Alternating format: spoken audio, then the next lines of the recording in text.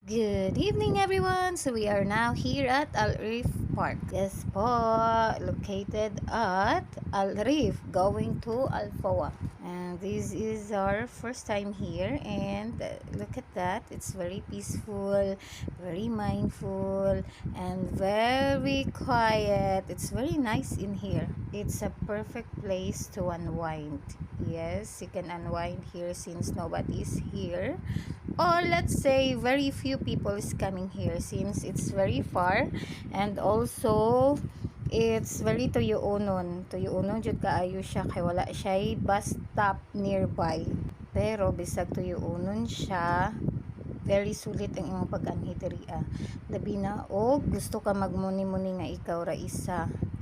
And not only that, naapod sila mga court diri, like for example this archery court, this basketball court. They also have here the ping pong table. This one is for ping pong. So pwede ra jud kaayo mo manhi diri og magdula, pero lang dapat na may service, kay kung wala medyo layo jud siya baklason from the bus stop.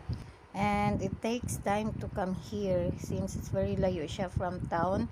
The bus number is 912 going to Alfoa, and wala lang ko kabalo kung asa dapit ang bus stop nga medyo dool diri. And syempre as first timer diri dili pwede nga di na to na i-try ang ilahang pang bata diha the playground. This is sad.